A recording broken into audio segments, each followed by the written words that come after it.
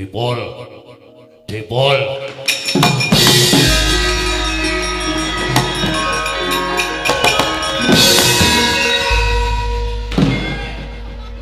Ngapa? Sing tau ndang Semar.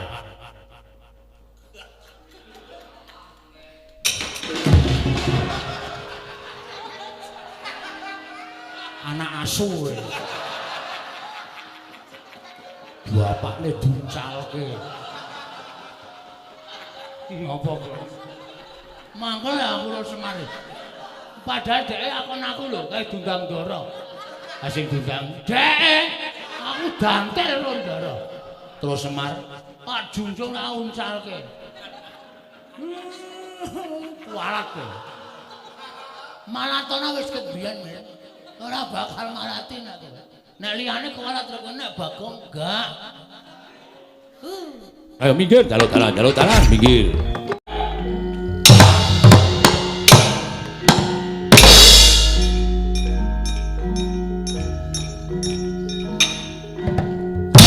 Biar kowe. Oh!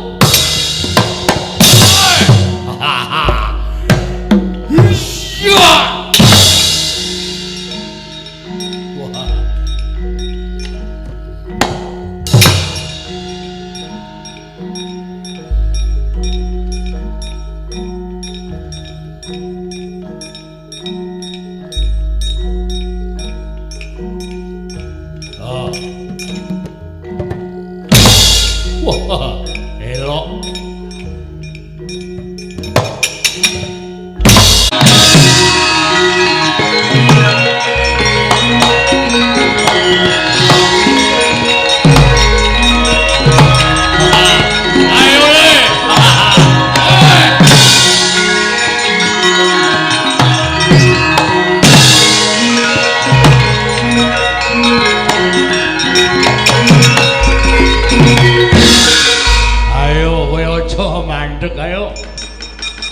Ayo ya anakku Werkudara. Wah. Kakang Dursasana licik. Durung muncrat getihmu, durung pedhot balungmu kowe mlayu. Ayo rasa dadaku ki anbep banget. Kage aku yaen aja mlayu mangke riyen, Den.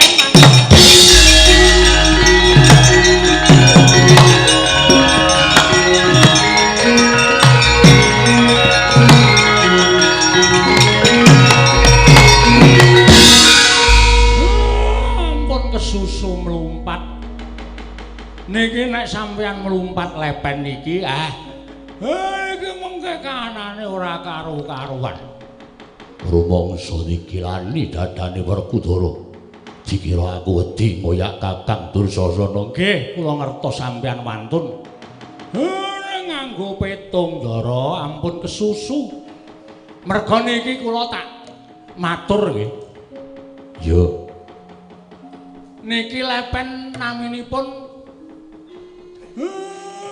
lepen cing-cing goling niku lepen gawat. Aku mau neng kono. Petro cangkeme sing apik. Niki sapa sing wani mlumpat lepen iki? Niki bakale apes kekuatane, ilang kasektene. Mula sampeyan ampun mlumpat. Aku ditantang karo Kakang Dursasana Pun dijarne mawon. Dijarne mawon mriku ajeng muni napa? Ayo. Wis cajire. Kowe cajire getih wedi mati. Ayo oyakan mrene. Werkudara oyakan. Wetruk ndaramu dewangi.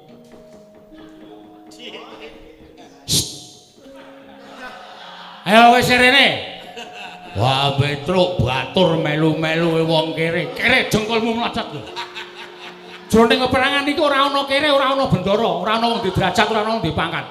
Kula karo sampeyan iku padha. Petruk, nun ditantangke.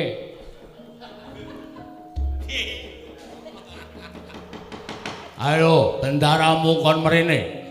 Bendaramu anake wong tengeng, anake wong cacat kon mrene. Wah, sabar. Gong cekeli, Gong. Ndaraku krungu doyak ngrekoso sampean. Cacat yo men apa sampean rumasane bapakmu ora cacat apa piye? Bapakmu wong picak. Woh, cangkemmu iki. Hare. Assalamualaikum. Omong nantang kok dadak assalamualaikum. Sopan-sopane kok. Bapakmu wong cengeng. Hus.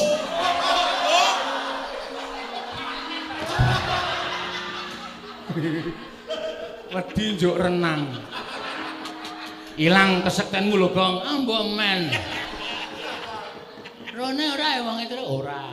Aman ora krungu kok. Wah, ketrucut e.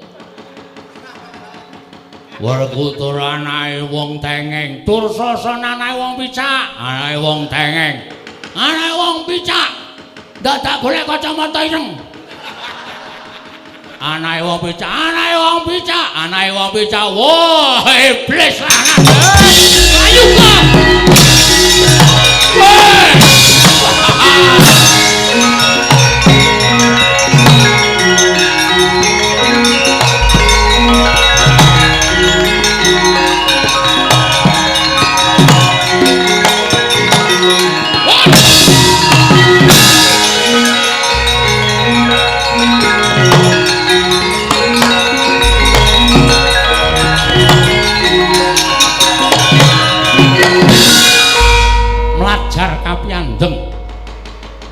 Nang Dursasana imbane nganti kaya menjangan hanggem prang mambuku using Sendhawa.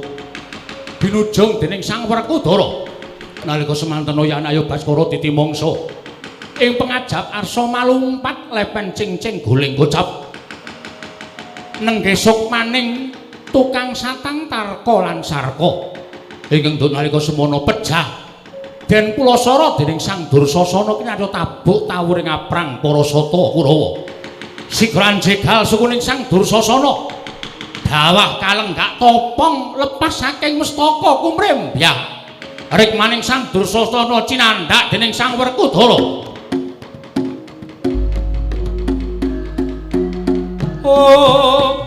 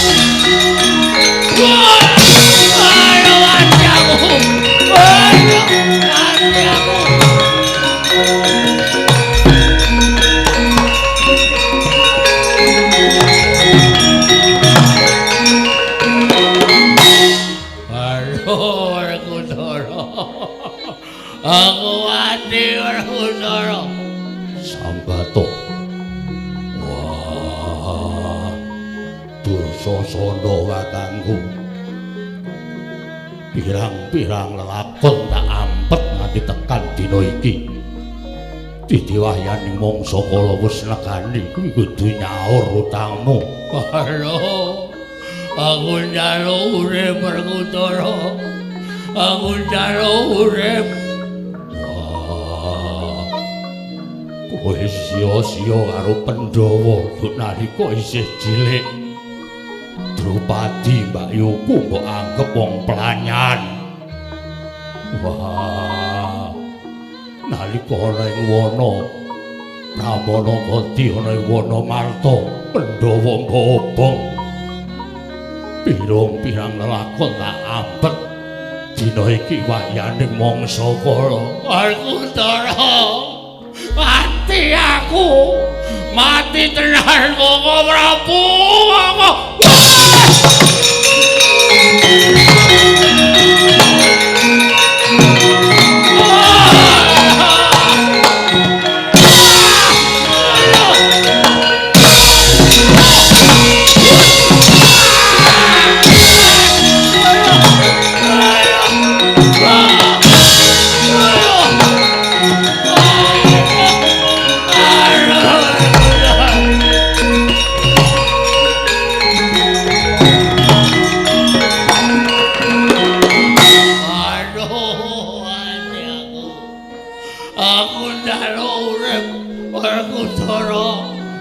Aku njaluk urip. Aku njaluk ngapura. Dursasana kakangku.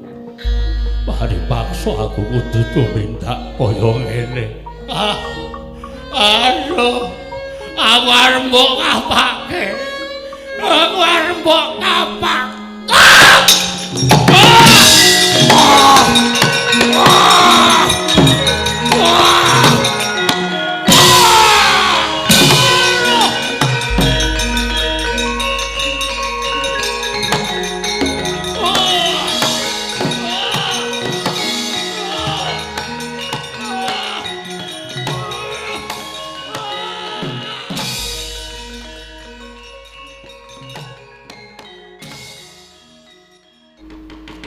Bejo temen aku dadi wong tuwa.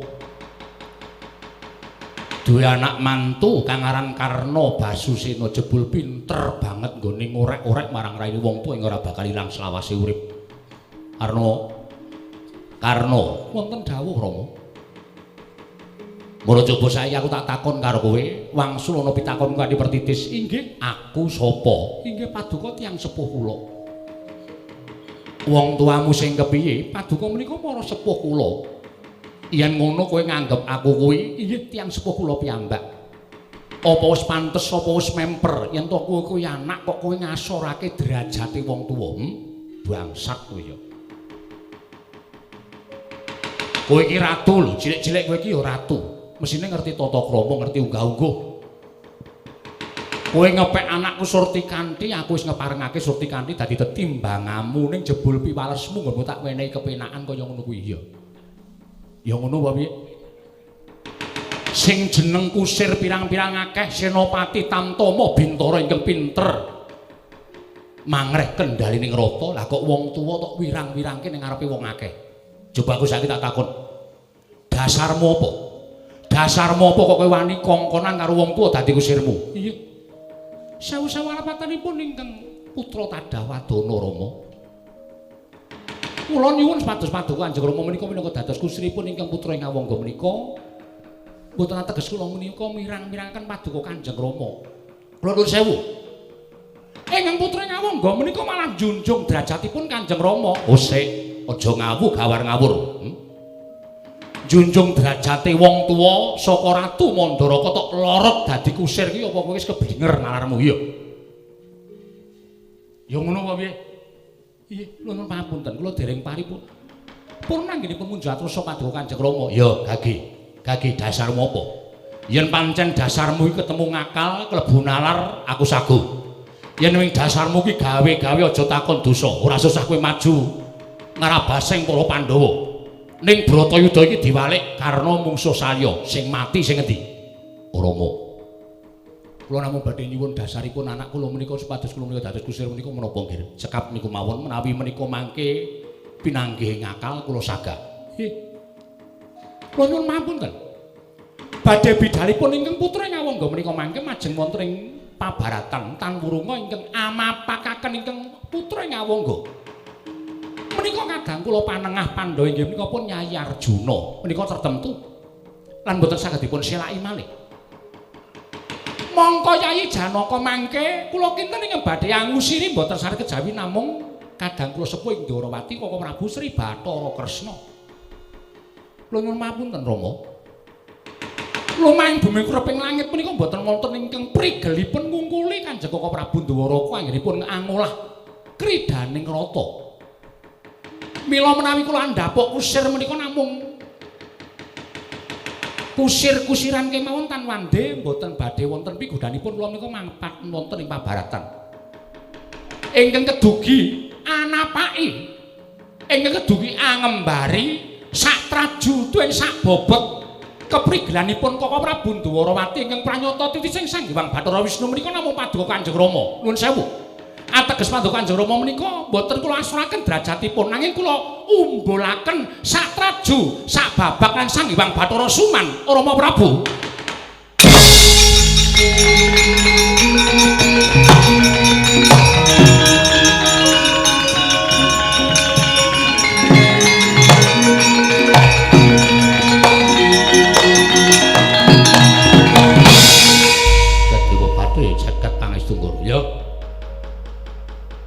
Ya senadyan dasar lan pawadanmu mau tinemune jroning penggaling mungatu Wami Mandaraka bakal tak gelar tak gulung.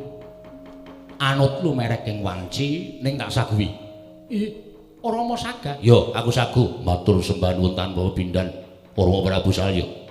Kula ingkang saking menika dinten samangke pepanggihan madyaning pesranggaran Bulu Pitu kula bibaraken benjang-enjang Kakang Prabu Karna ing awangga ingkang madeg suraning griya madeg senopati badhe kula biawaraken mring sangyaning para prajurit niwas para senopati duwin para tamtama Rama Prabu Salya.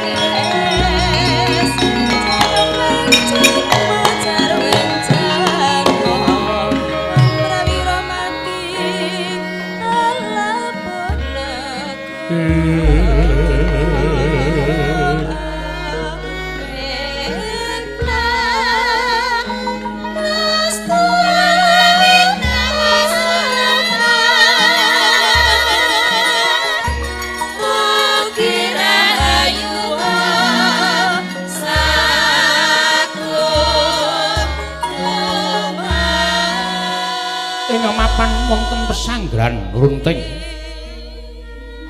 papan pesanggrahan ing Narmati Basukarna sinten ingkang lenggah madyaning taman nadan namung wujud pesanggrahan parandene kaenta kaya dene taman sari sawijining negari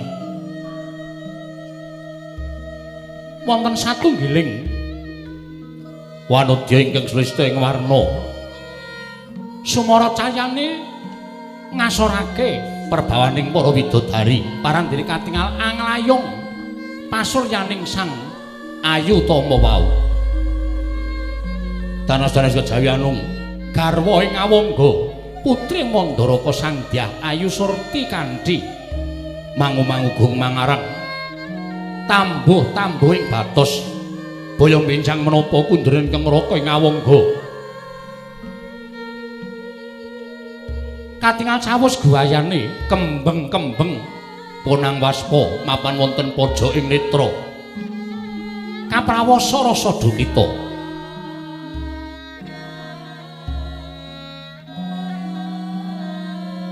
Sekar-sekar dadi anglayung tanana kumurici ing toya kaya sami ngraosaken dukitaning kalih Sang Dewi Surti Kandi. Dadak sakoleng mangke kapireng swara gumriting kreta gaita bilih menika ingkang raka sigra mapak kundripun ingkang raka narpati ngawangga Sang Dyah Ayu Dewi Surti Kandi wau.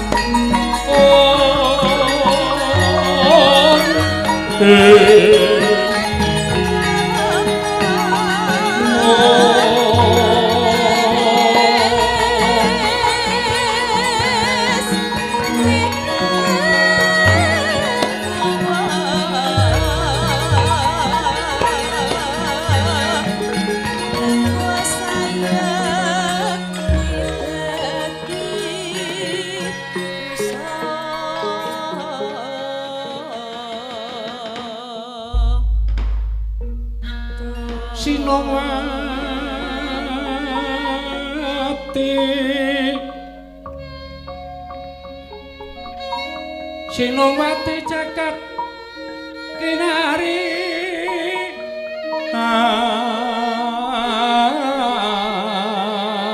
among mbak lumembak ombak ing samudra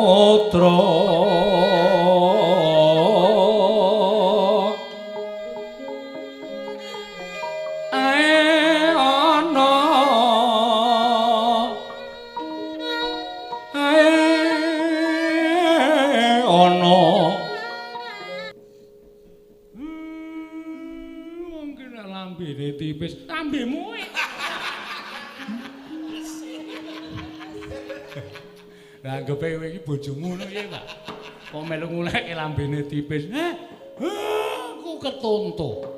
Katopat Kakang Semar dibuktekke senjaya kaya ngapa tandhange nggone mlumaman para sata Kurawa. Ah nggih, nggih. Ah wis tokaken.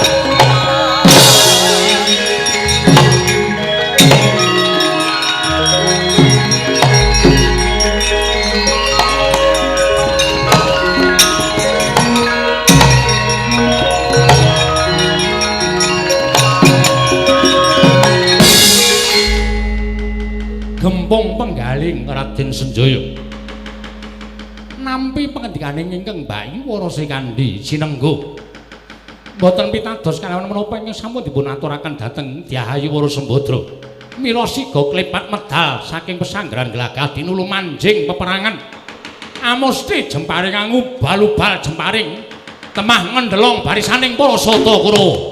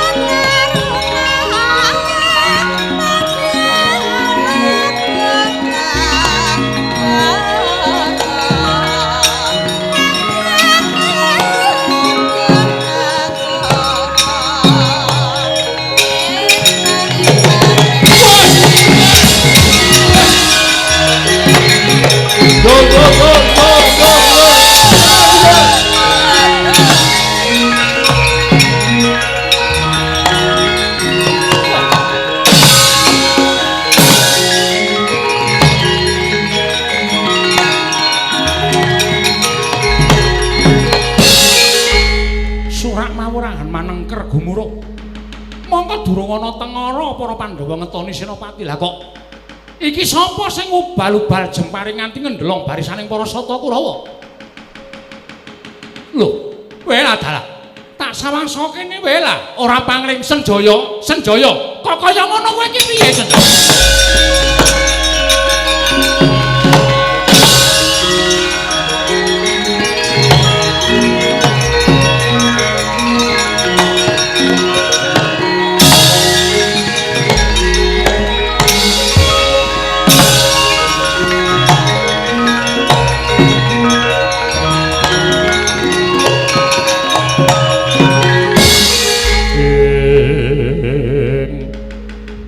Kepapak kepranggul munggih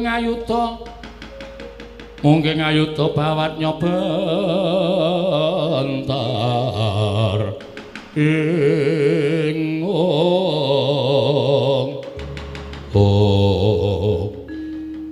Senjaya apa Prabu Karna? Lho kok sik lah kok kowe nungkak krama karo aku? Aku kuwi dulurmu tuwa. Aku ki nalindra ngawangga mongko dina iki minangka dadi senopati. Senopati ning para Sata Kurawa. Lah kok dadi kowe ora lungguh, kowe ora ndodhok, kowe ora nyembah. Ora ana gunane aku nyembah karo wong kang watak angkara budhe candala luwih-luwih kowe Prabu Karna. Ora nyawang sapa to sejatine ingkang dadi mungsuhmu yen to para Pandhawa kuwi tunggal wadah lawan Narpati Basukarna. Nanging jebul mamak mumuk paningalmu. Kowe blereng marang bondo donya, blereng marang derajat pangkat. Kowe diguruki bondo donya dening Ratu Ngastina Prabu Duryudana. Mula ora aneh yen to banjur minger kiblatmu. Kowe mbelani marang para Sata Kurawa cetha yen to kowe ratu ingkang watak angkara budi candala. Bela bangsat elek nggo karepe dhewe, Pak.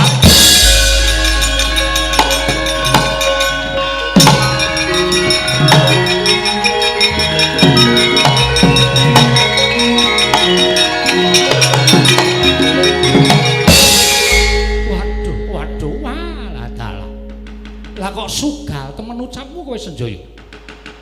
Mongko kowe satriya Traingwita radya mestine kowe diwulang dening wong tuamu tata krama langit kalau jebul. Mrujut saka kudangan uwal saka Gembolan. Cetha yen to kowe wis bakal malik tinggal. Kowe melu para Pandhawa. Wong sing ora ngerti kabejane malah kaya dapurmu kuwi Senjaya. Kowe mangan bondo Ngastina. Kowe iso dewasa, kowe waragang nganti dewasa kaya mengkono merga kowe ginula wentah. Kowe mangan wulu wetu negara Ngastina nanging kowe ora gelem bela karo Yai Prabu Duryudana. Kowe wong sing ora ngerti marang kabecikaning liyan, ora sakokean bebangal. Neng kene Karna apa Senjaya sing tekaning pati. Lho, kowe wani karo aku sing nak medeni apamu. Ora minggat. Aku isih ngeman karo kowe ya semingkira. Ora sandhat tak mbok iman. Ayo neng kene wis dadi anteping tekadku. Aku mbelani marang para Pandhawa, lakon tak cangking sirahmu parat kowe.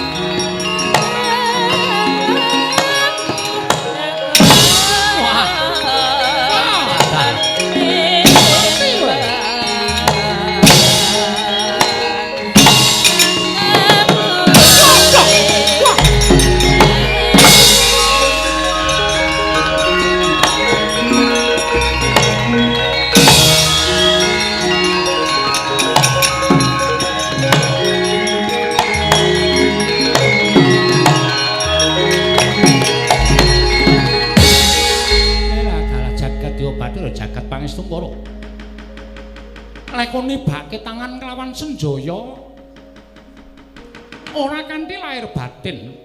Tak kira yen to bocah iki nedenge lali marang kahanan. Niatku mung ngelingake, lah kok jebul nggone nibake tangan marang Narpati Basukarna. nganti gliyeng.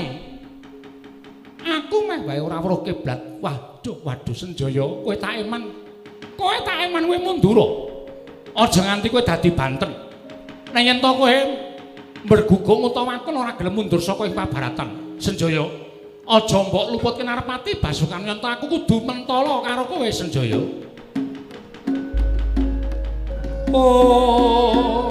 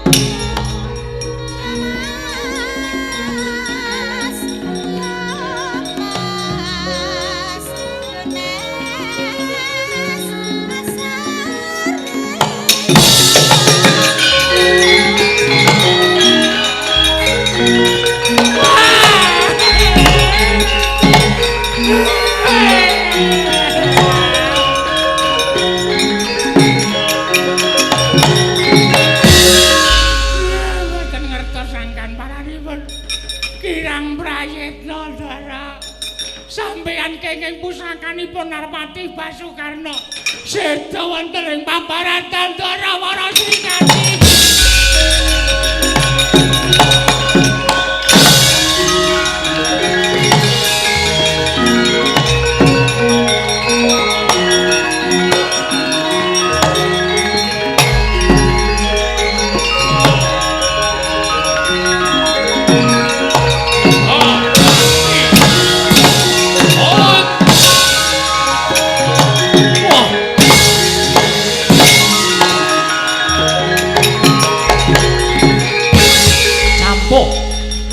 Suwega miwamban Sukendra abdi saking kasadyan Madukara tuwin negari Ngawangga nalika semanten Oyanayo Baskara titi mangsa kekalipun pejah sampya.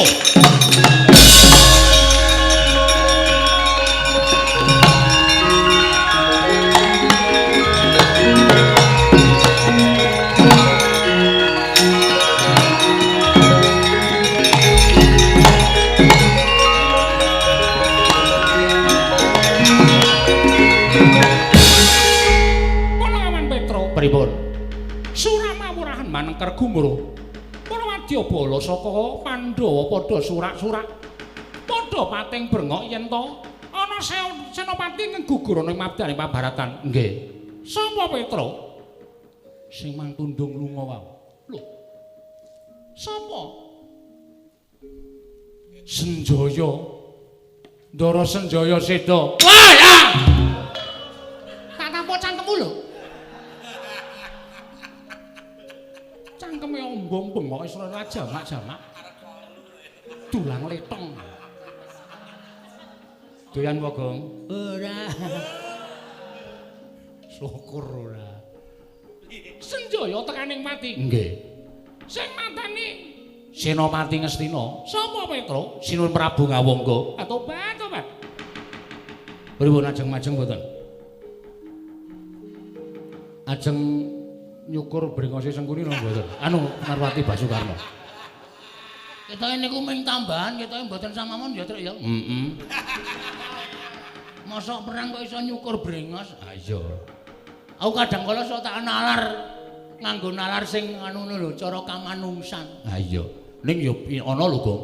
Wong lepaske jemparing dipaske brengos ilang. Nyah, ya mesti nglodhok kulite. Ora kok njur ming apa jenenge iki brengos tok. Ora ketemu ngakal. Ha terus? Rasa. Terus engko Ndarawa Srikandi terus dibales, terus apa jenenge iki? Kesemekane mlotrok.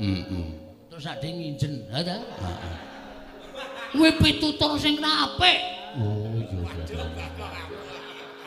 Mergo nggon wayang ki pituture sing apik-apik.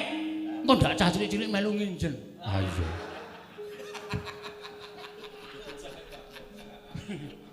Ha terus piye iki? Ayo langsung wae nang Randu. Randu iki lho. Nang Randu Songo. Lek Sumono isih ana disikat raimu. Blanyongan ora. Tobat, Petra piye? Amlajan teng Wandu Watangan matur ndara-ndara Pandhawa nek Ngastina pun ngedali Senopati. Tobat, Kanjeng Yang Maswamati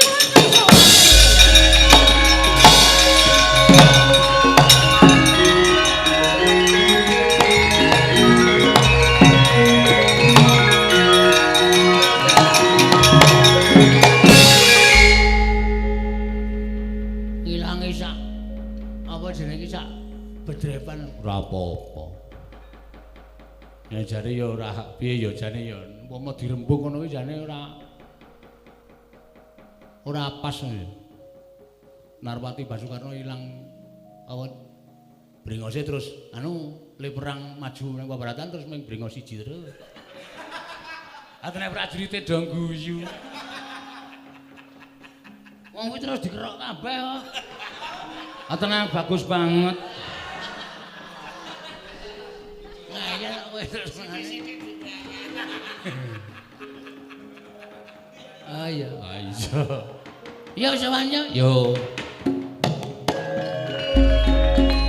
Wis kawiwitan perang Bratayuda pun suwe. Yo. Sapa Senopati Ngastina?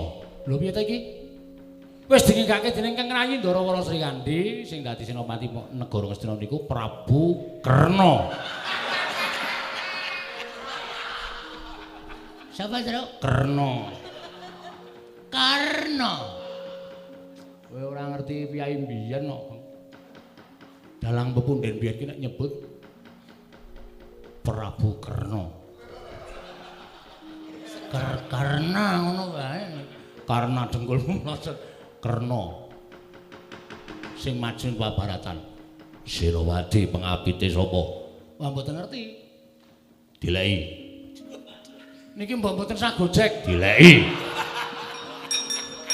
Ya ora apa-apa, wis kan mau sepaneng terus kok men cair.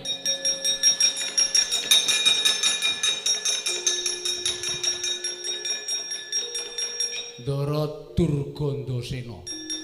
Senopati pengapit yang lainnya? Sapa? Yang lainnya ya apa? Saliyane sapa?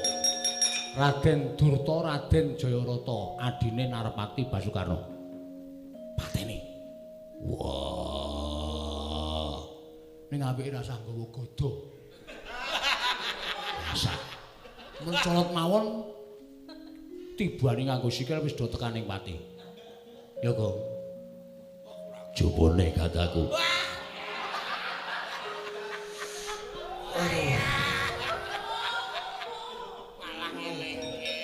Ngapain, Tru?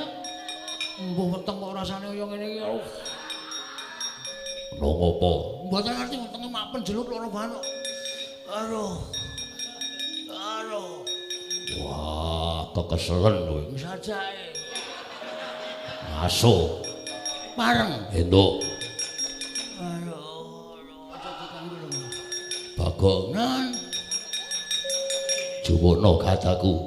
Aduh, mataku kenapa iki? Matane kenapa? Mboten ngerti kok. Kaya ora weruh sesisih to iki aku, Tru. Wah, kekeselen. Sajake. Aso. Ora penak kula nggene sak leran mbok menawa terus padang. Gareng. Nan. Iki ana dhuwit 500 jupukno kataku.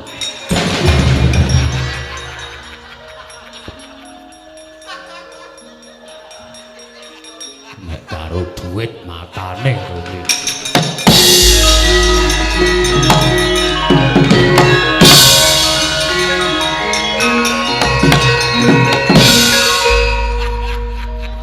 Asline sing tak sreng sapa, Gong?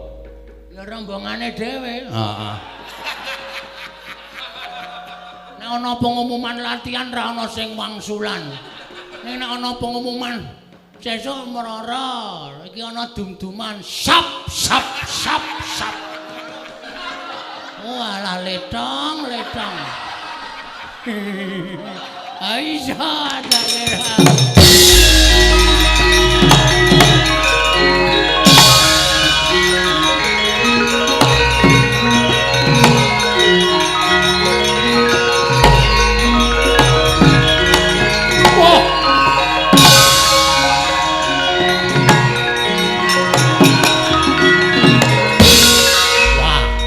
Werkudara Kakang Durgandasena.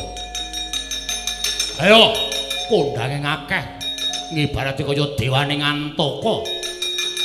Saben Werkudara mancing peperangan blasah kaya babatan pacing prajurit saka negara Ngastina. Ayo iki Durgandasena. Wah, sigar siramu. Waduh!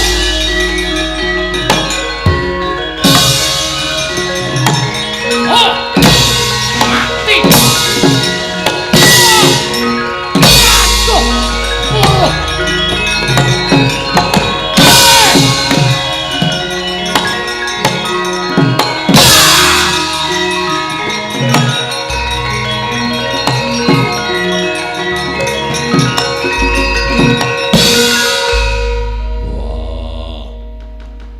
Sirnaning Durgandasena elok ana wujuding tuk ingkang saya gedhe.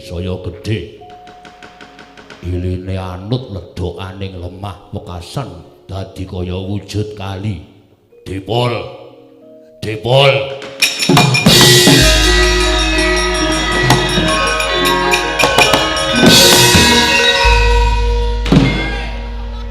Ngapa? Sing tau ndang Semar.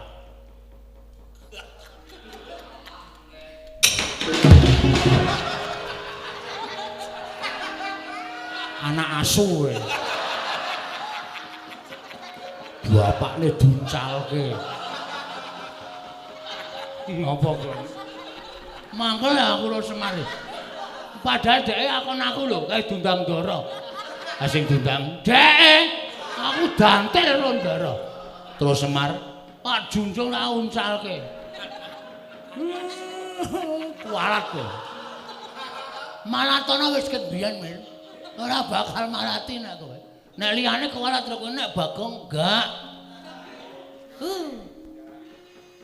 Ana wujuding tuk saka patine Durgandasena. Pundi? Wah. Saya gedhe tuke. Ya gedhe apane, Mas? Tuke.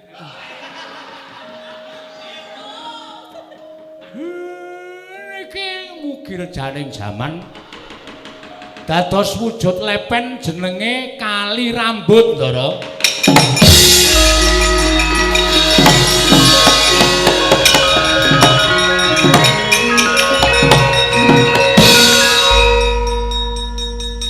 Pun majeng malih.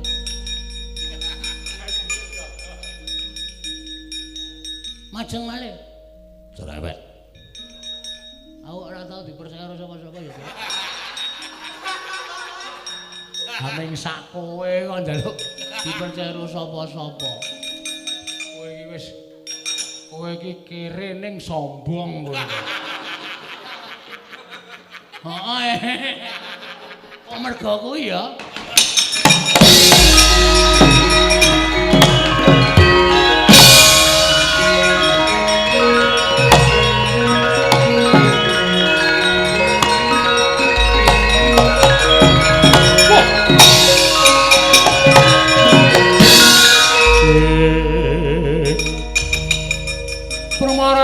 Swamya ngambrang kadi karunaning kaswase yaneng marga memalatkum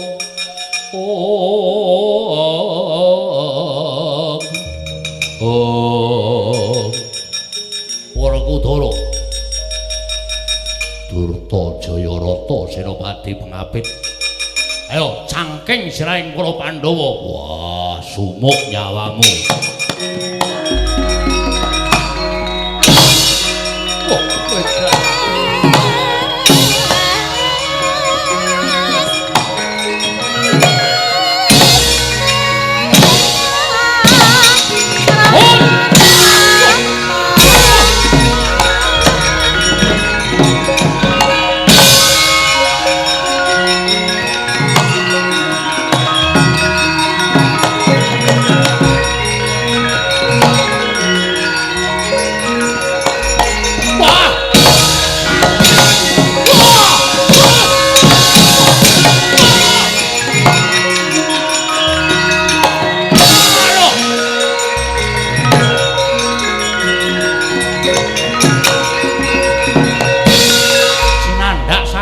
malih dening Sang Werkudara.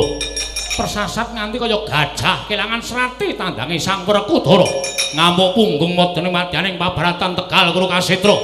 Raden Durta Jayarata dipun dukumba pecah sirahe.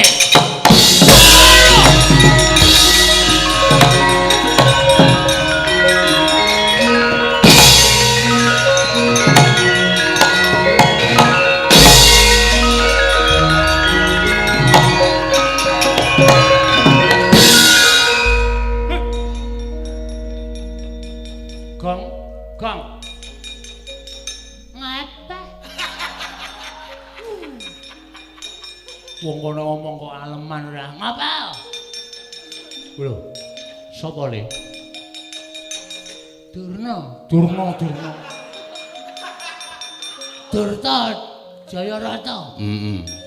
Dulure enom Prabu Karna mati. Nek Prabu Karna mireng Durta Jayarata tekaning mati mesti saya sumuk penggalihe. Saya rame ling mungsuh Ndara Janaka. Ya Ndrayatra. Penontone dibatasi. Oh. Nanti delok. Ora ento. Penonton dibatasi.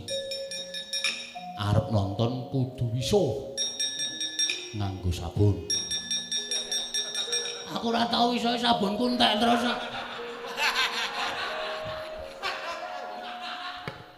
Yo minggatune yo. Omonganmu jenes wis.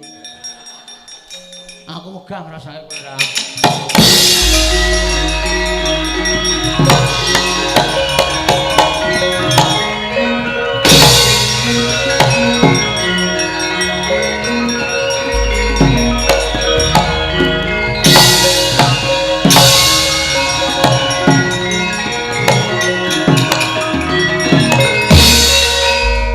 Mangga kanggo sesumbar Lendo bumi kunjing kumaluduk kuntor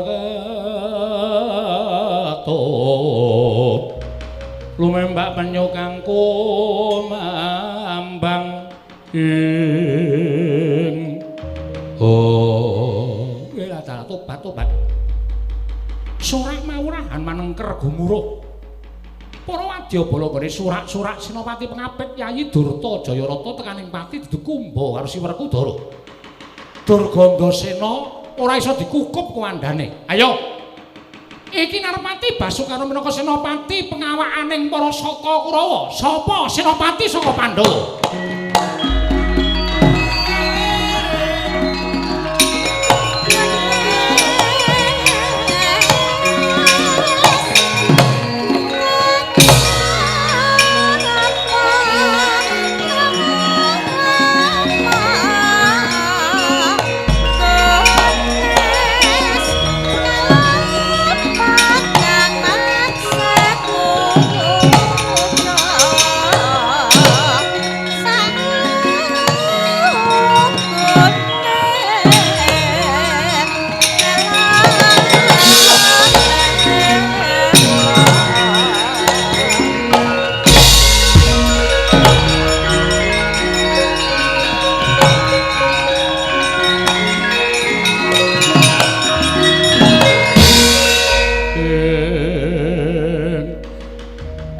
Kebabak keperanggul mungging ayuda kebabak bawat nyobentar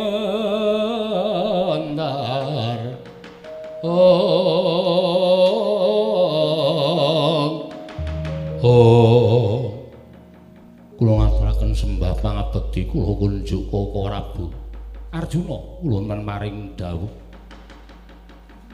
suasana wis kaya ngene teka Siadi isih jangkepi marang tata krama pun Kakang percaya lamun Siadi ing pinatah dening para Pandhawa madeg Senopati mapake kalawan pun Kakang Senopati saka negara Ngastina kasinggihan mekaten mila wale-wale menapa saderengipun tumapak perang antawisipun kula lan Koko Prabu menawi wonten duna dungkap pingiranging tata krami kula nyuwun pangapunten Arjuna kula wonten paring adhawuh jroning peperangan kuwi ora ana tata krama jroning peperangan kuwi ora ana Kakang Adi jroning peperangan kuwi ora ana sedulur pun Kakang adeg ana ing kene mesine Siadi wis bisa nyurasa lamun pun Kakang kuwi madeg ana barisaning para Sata Kurawa Siadi madhek ana ing barisaning mungsuh tumrapun Kakang. Ayo, aja kaya ngono, Yai. Ungalno dadaning senopati saka para Pandhawa. Ketokno dadaning lelananging jagat lancuring bawana ing jagat nganti kebrebeken marang kumandhang asmaning Yayi Arjuna.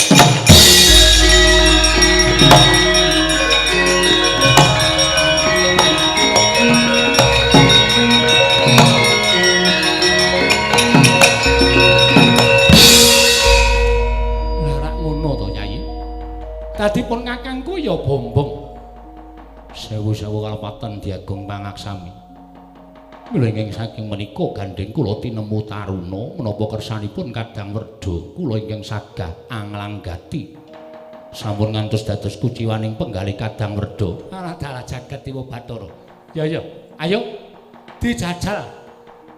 Ngungalake dada adu karo santuwin kasekten. Siadya apa pun Kakang ingkang bakal dadi kembang ana ing Bratayuda. Koko Prabu monggo kula ladosi Koko Prabu.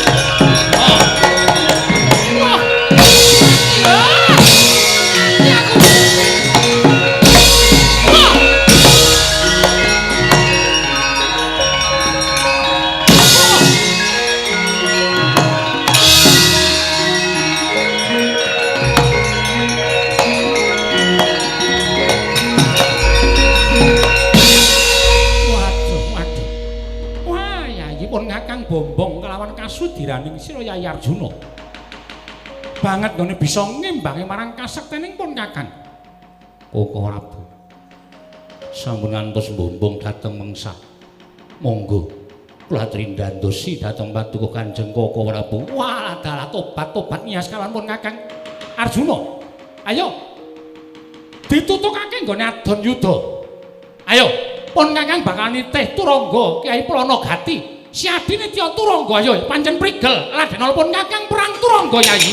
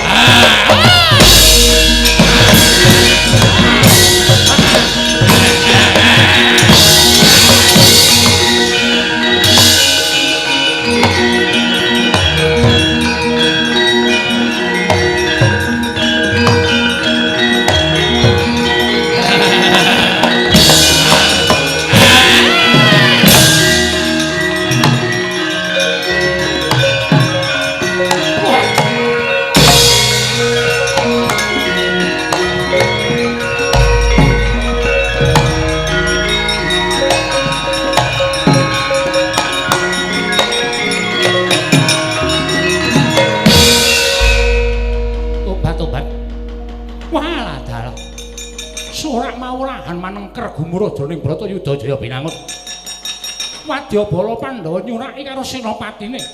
Kurawa nyuraki kalawan nata ngawangga. Arjuna wonten timbalaning ngadawa. Banget gawe bombonge penggalipun Kakang Diri Sira Siadi bisa ngembari keprigelaning nggone olah Turangga. Oh Prabu. Monggo kersanipun kados pundi kula namung nderekaken kepareng paduka Kanjeng Koko Prabu sesembahan kula. Nitih kreta ayo. Kaya ngapa keprigelaning Siadi nggone ulah Jemparing? Monggo kula dherekaken Koko Prabu.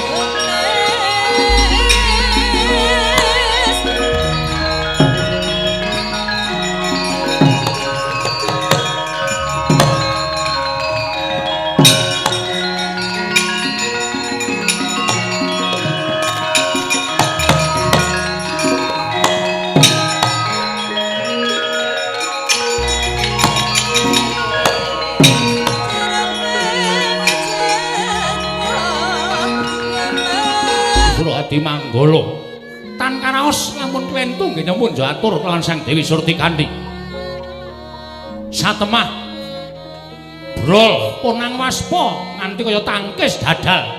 Anjelih karuna Sang Dewi Surtikanthi angunus patrem katujaken wonten ing dada. Sumembur punang ludira dawah kantaka pejah putri ing Mandaraka wau.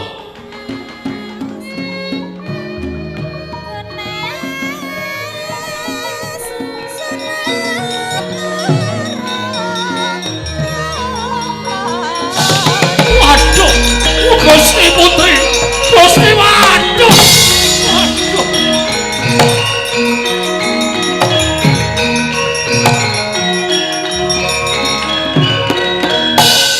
Gusti Putri. niat kula mboten mekaten. Nanging krana anggen kula kesesa-sesa ngantos kula mboten mireng sabdanipun Gusti Putri. Satemah suduk salira. Sinuwun Prabu Karna. Kapecaana kula nderek.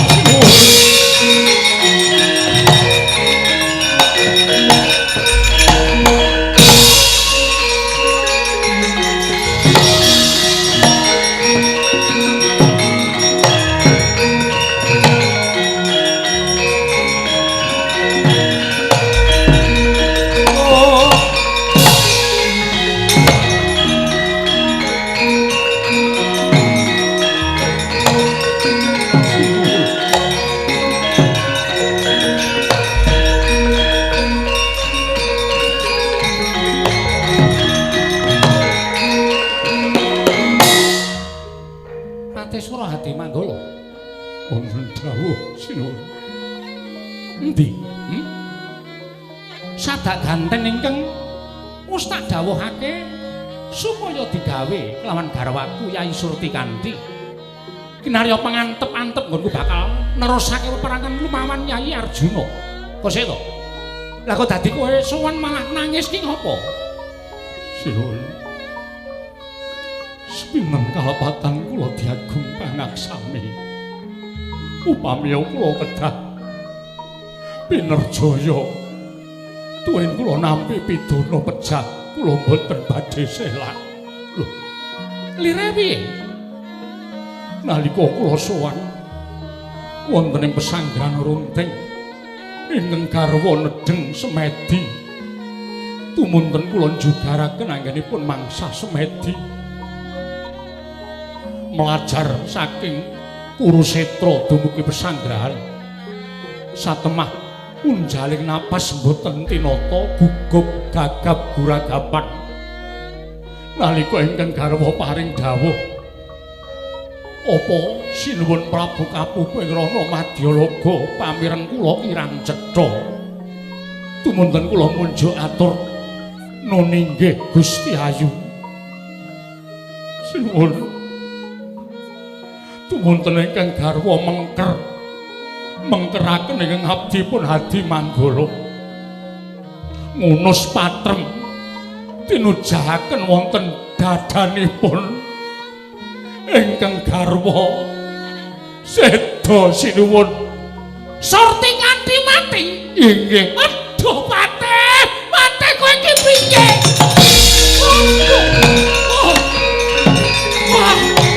Hadi Manggala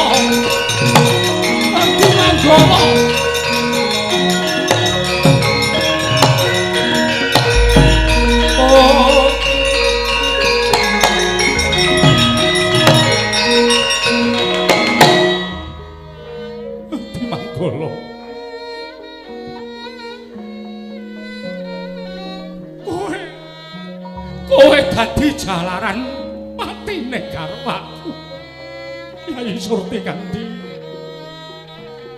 Yai Surtikanti apuranen pun Kakang sinuwun kula nyuwun pangapunten kula nderek badhe dipun menapakaken kula boten badhe selak Adi Manggala kowe dadi jalaran patine bocah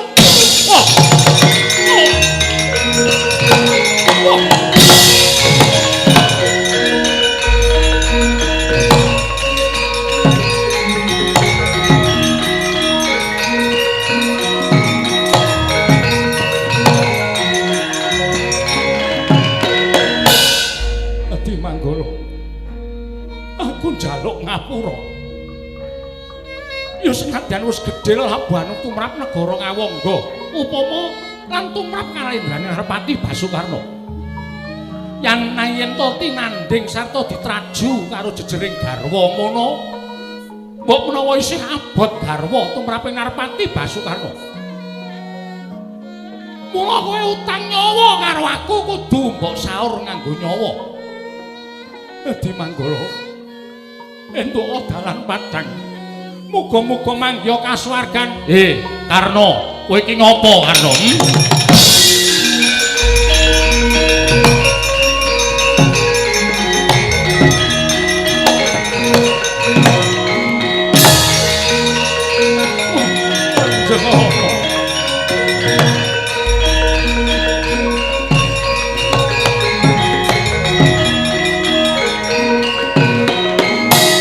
Apa? Jroning peperangan Senopati disuraki dening para kawula kabeh padha hujat nyawang kelawan tandangmu lah kok dadi kowe nangis kaya bocah. Nggih. Mugi antatus ing kawuningan. Nuwun pangapunten menawi kula lepat diagung pangaksami wis to, ndang matur. Nuwun pangapunten Rama. Ingkang putra pun Nyai Surtikanti sedo Kanjeng Rama. Lho, Surtikanti anakku mati.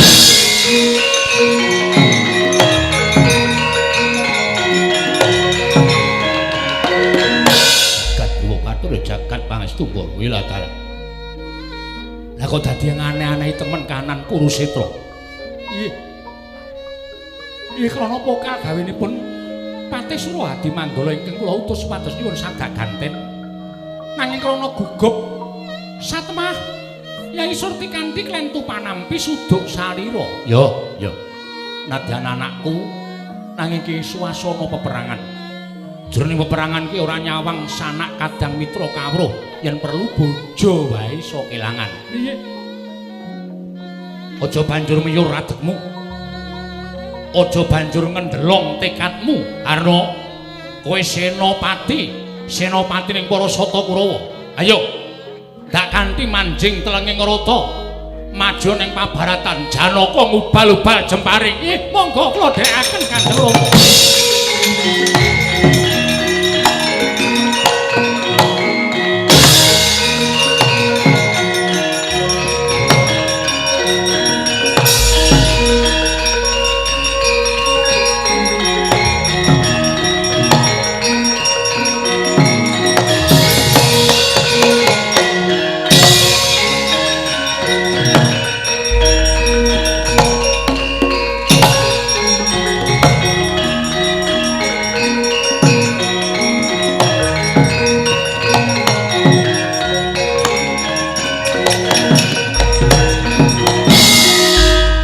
Jumeneng wonten ing pahananing reta perang Kyai Jatisura Sang Narpati Basukarna kinusiran nalindring Mandaraka Prabu Salya.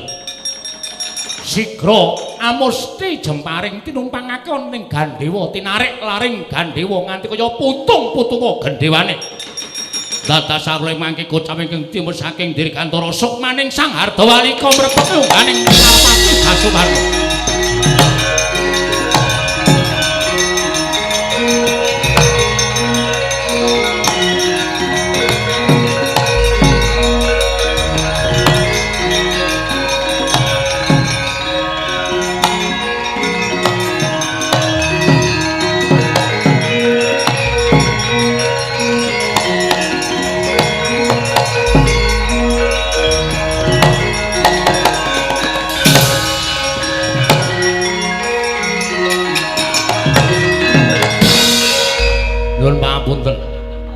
Menawi paduka mboten mriksa kaliyan kula jernyatanipun kula menika badan alus. Lho.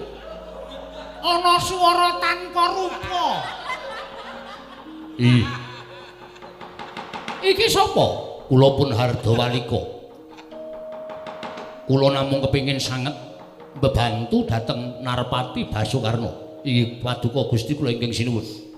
Ngemuti bilih Arjuna duk nalika semanten sampun damel srana pejahipun inggih menika tiyang sepuh.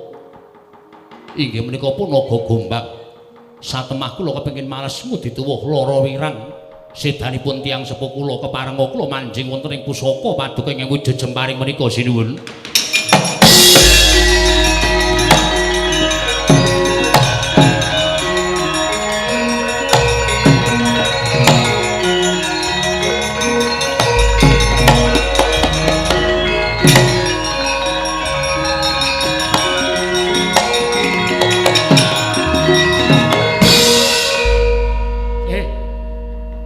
Prajuting Sarpa. Wonten dawuh. Aranmu mau sapa? Kula Harda Walika. Terus niatmu kepengin bantu karo Narpati Basukarna. Kok sik aku tak takon karo kowe janjane kowe nyawang aku iki katon apa? Kowe nyawang aku iki katon apa? Aja mbok sawang. Aku Senopati loro saudon telu saurupan. Nanging iki Senopati ning Nalendra Ngastina Prabu Duryudana. Mongko iki perang-perang gedhe Bratayuda Jaya Binangun.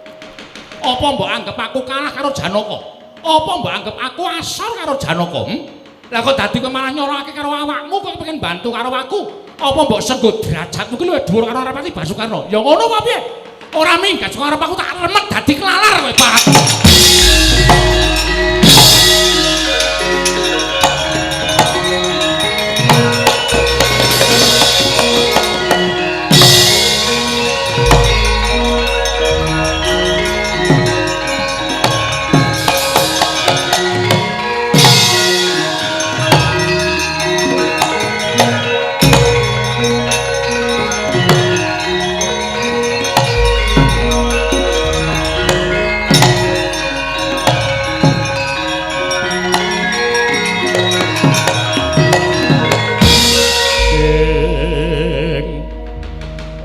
Sinayeng manggelung pindonaken kenging menapa krita kendel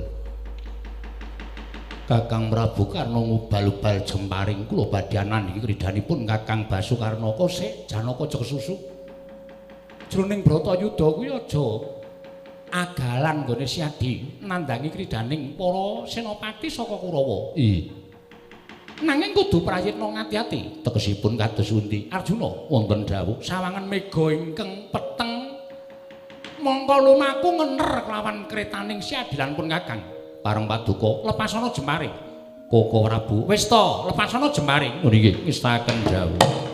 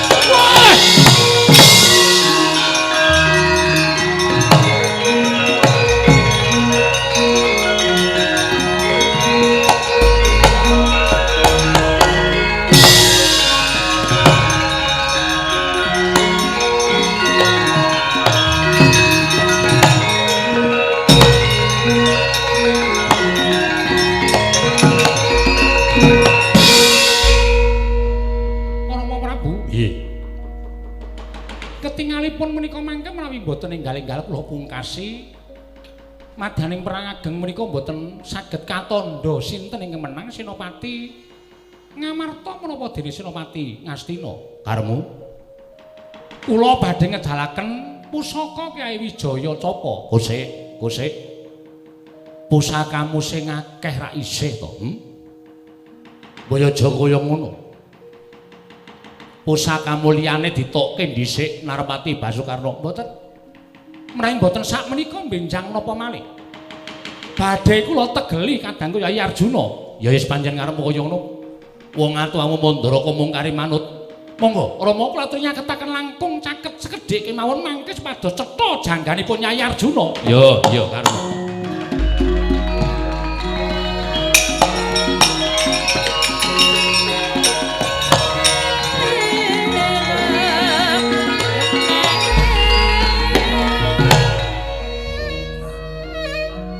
Dan limbang-limbang Kyai Wijaya Capa tinumpangake Gandhewa.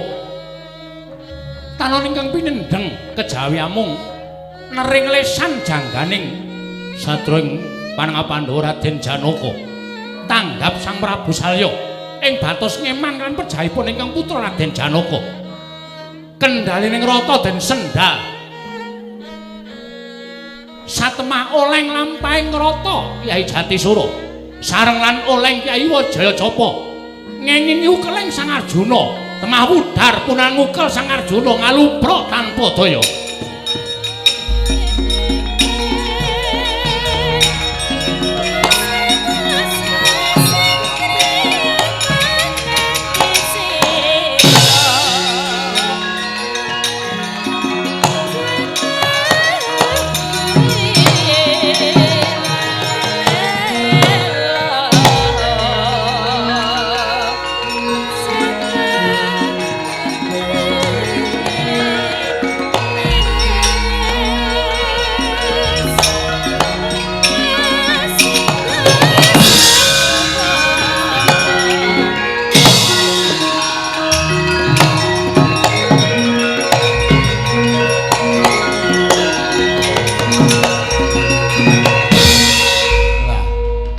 wedok ujane wong dapluk.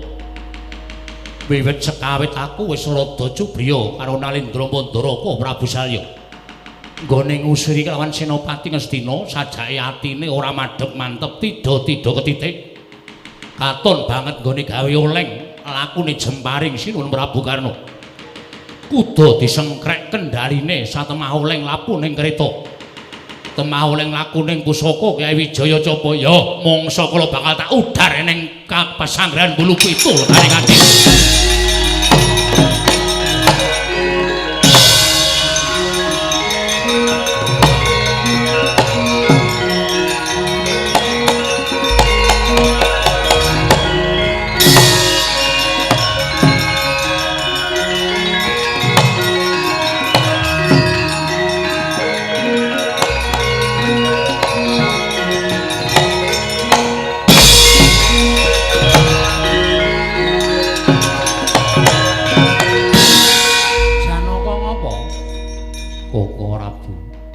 Prisa piyambak rumaos lingsem raosing manah kula. Lho, isin sebabe Koko Prabu menika menapa mboten ngawuningani gelungipun ingkang rayu dar kados mekaten. Lah wong ming gelung udare kok bingung lho. Nah terus kula lingsem. Terus nek isin kula mboten kepingin majeng perang. Lah sing ngarep maju sapa? Kowe kiper ya, Gong. Mbok wis tata wong wis dinti Ndara Werkudara barang isi omong.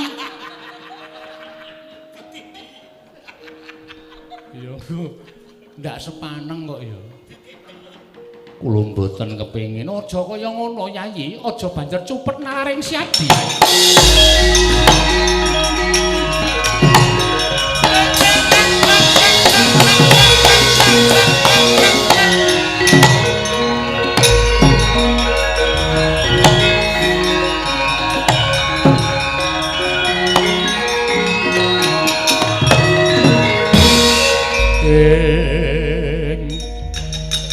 Pandhita kang kinare wangsit pindha kumbang ngajaping tawang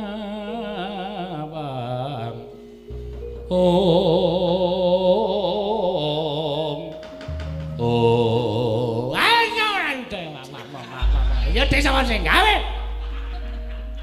kula nrada kula ngaturaken pangabekti kula ya ya jana Ngunding-dinggo jimat paripe dayan ing kasantosan. Kula ngaturaken sembah pangabekti kula kunjuk. Ya. Gong, sapa kae bengak-bengok? Isih tidak. Wis kene bae kene. Wonten paridamel menapa? Janaka kita aja banjur ora gelem perang. Mung perkara gelung kita lukar wae mergo kena pusakane Narwati Basuk karena kita terus ora gelem perang ki Bratayuda cuntrel. Inggih. Nanging kula lingsem. Ora sae sing. Terus. Golekno watu aplintenge saka kene. Aja. Kae dewa. Kita bakal ulun dandani nganggo lorotaning toponge Sang Hyang Jagat Giri Pratingkaya. Tak dandani, Yen.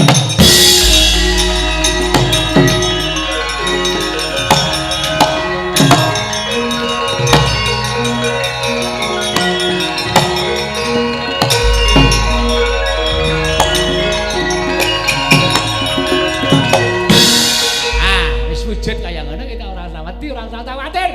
Maju meneh. Nggih, kula ngestakaken dawuh. Arjuna kula maring dawuh.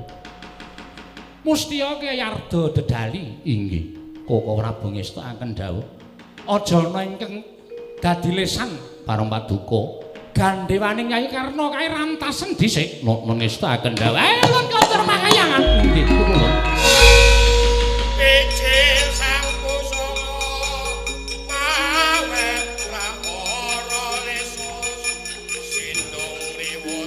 benturan umapang jolone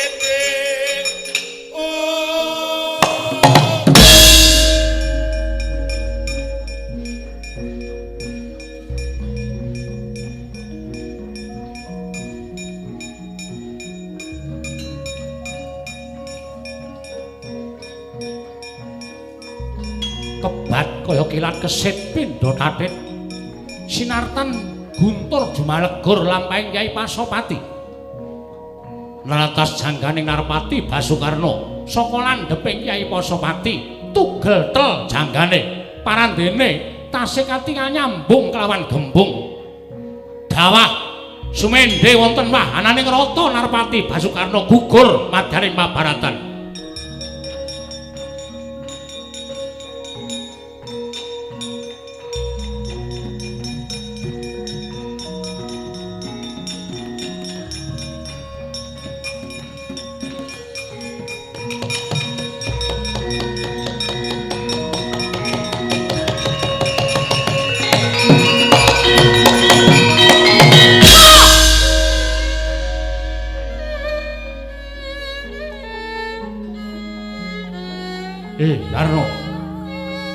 Karno pabaratan udan jemparing kaya ngene lha kok dadi kowe ora nggunakake jemparing apa awake dhewe ben mati ana ing pabaratan Karno grubul kaya udan laku ning jemparing si Arjuna lha kok ora mbok tandingi kowe wedi kowe miris kowe jireh getih wedi mati Karno aja jago dadi sik Karno anakku mati.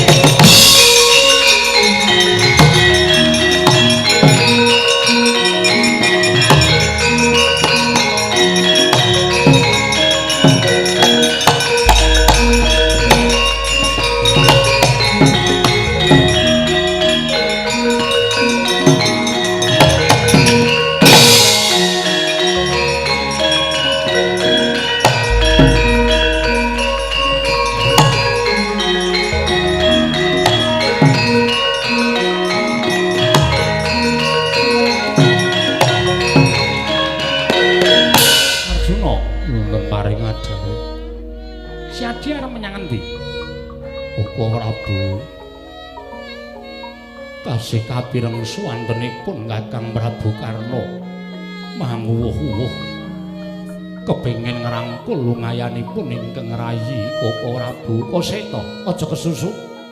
Kuwi dudu swaraning Nyai Karna, nanging kuwi swaraning pusaka Kyai Kaladete. Arjuna. Mara gage. Kala nadah caketna marang kuwandaning kadangmu ing Awangga.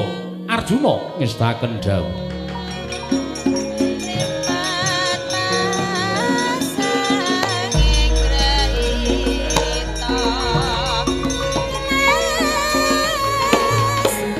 Dupi cinaketaken pusakaning Raden Arjuna Kyai Kalanada. Saknalika Kyai Kaladete uwal saking rangkane kalianing jagat gawaning para dewa kekalih wangsul dhateng Kayuwangan.